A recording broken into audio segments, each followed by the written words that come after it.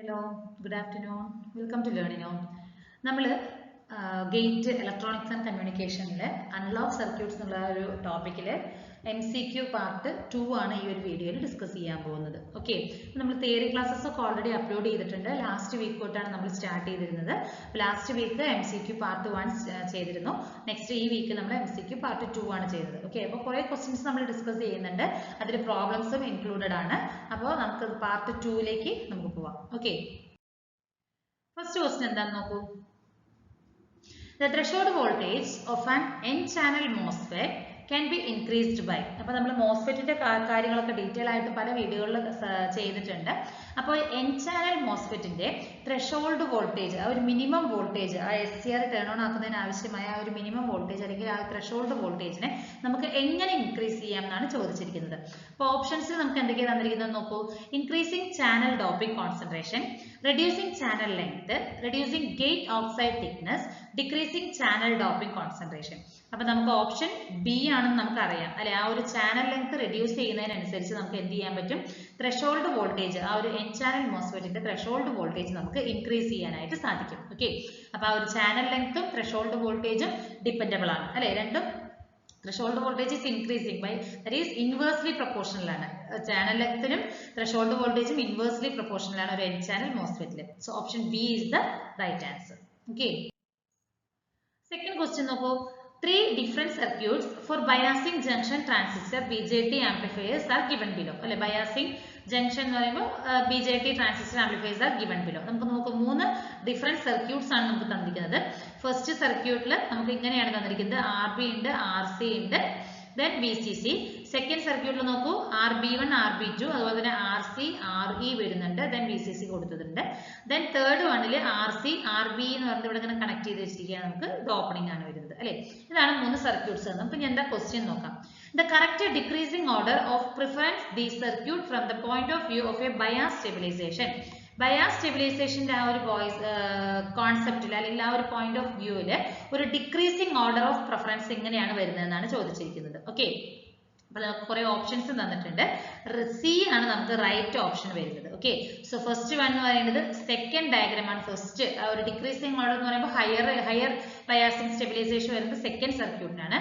Then it comes to third one. Okay, തേർഡിലേക്കാണ് പിന്നെ വരുന്നത്, then first one. So option C ആണ് നമുക്ക് വരുന്ന റൈറ്റ് ആ ഒരു അറേഞ്ച്മെന്റ്. നമുക്ക് കറക്റ്റ് ആ ഒരു point of view of bias stabilization decreasing ഓർഡറിൽ വരുന്നത് ഇങ്ങനെയാണ്. 2, 3, 1 സർക്യൂട്ട്സ് ആണ് വരുന്നത്. Okay, third question. The MOSFET switch in its on state may be considered as equivalent to. MOSFET switch അതിന്റെ ഓൺ സ്റ്റേറ്റിലാണെങ്കിൽ നമ്മൾ എന്തായിട്ടാണ് ഈക്വലന്റ്, അത് കൺസിഡർ ചെയ്യുന്നത് എന്തിന് ഈക്വലന്റ് ആയിട്ടാണ്? ഓപ്ഷൻസിൽ എന്തൊക്കെയാണ്? Resistor, inductor, capacitor, battery. നമുക്കറിയാം ഓപ്ഷൻ സി കപ്പാസിറ്റർ. കാരണം ഓൺ സ്റ്റേറ്റിൽ എന്ന് പറയുമ്പോൾ നമുക്ക് അത് രണ്ട് പാരൽ പ്ലേറ്റ് ആയിട്ടാണ് കൺസിഡർ ചെയ്യുന്നത് അല്ലെ. ആ ഒരു സിലിക്കൺ ഓക്സൈഡ്, ആ ഒരു ഡയോഡും നമുക്ക് താഴെ വരുന്നതും കൂടി നമുക്കൊരു പാരലൽ പ്ലേറ്റ് ആയിട്ടുള്ള രീതിയിലാണ് കൺസിഡർ ചെയ്യുന്നത്. സോ ഇറ്റ് ഈസ് കൺസിഡേർഡ് അല്ലെങ്കിൽ it is equivalent to a capacitor. MOSFET switch on ആണെങ്കിൽ ആ ഒരു ഓൺ സ്റ്റേറ്റിൽ നമുക്ക് അതിനെ എന്തായിട്ട് കൺസിഡർ ചെയ്യാം? It is equivalent to a capacitor. Option C is the right answer. Okay, fourth question എന്താണ്?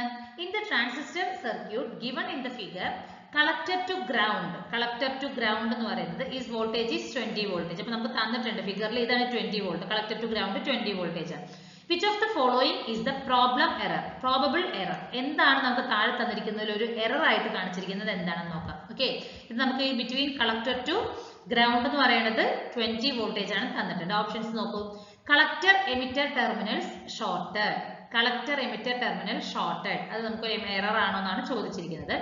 Emitter to ground connection open, emitter to ground connection open. 10 kilo ohm resistor is open, 10 kilo ohm resistor എന്ന് പറയുന്നത് open ആണ്. Collector base terminal shorted.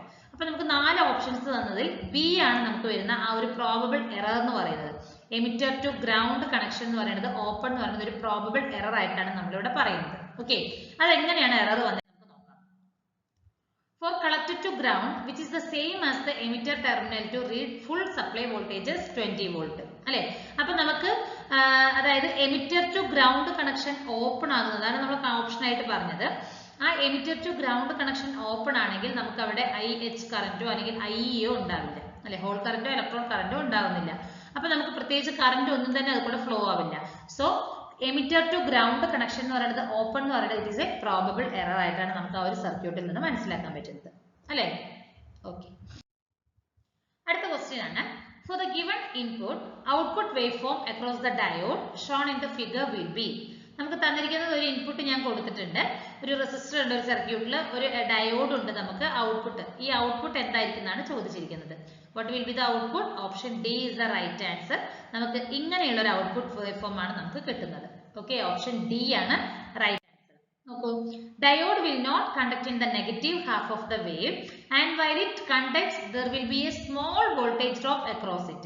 അപ്പോൾ diode will not conduct ആണ്, ആ ഒരു negative half cycle diode conduct ചെയ്യുകയില്ല. Conduct ചെയ്യുമ്പോൾ തന്നെ ഒരു ചെറിയൊരു സ്മോൾ വോൾട്ടേജ് ഡ്രോപ്പ് ആയിരിക്കും നമുക്ക് കിട്ടുന്നത്. That is approximately 0.06 volt. അതുകൊണ്ടാണ് നമുക്ക് ആ ഒരു ചെറിയൊരു വോൾട്ടേജ് നമുക്ക് കിട്ടുന്നത്. ഓക്കെ, സോ ഓപ്ഷൻ ഡി ആണ് right answer.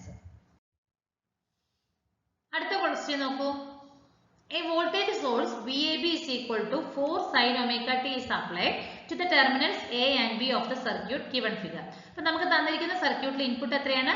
4 sin omega t ആണ് ഞാൻ അപ്ലൈ ചെയ്തിരിക്കുന്നത് ബിറ്റ്വീൻ A and B ക്ക്. Okay, the diodes are assumed to be ideal. രണ്ട് ഡയോഡുകൾ ഉണ്ട്, D1 ഉം D2 ഉം ഐഡിയൽ ഡയോഡ് ആയിട്ടാണ് നമ്മൾ കൺസിഡർ ചെയ്തിരിക്കുന്നത്.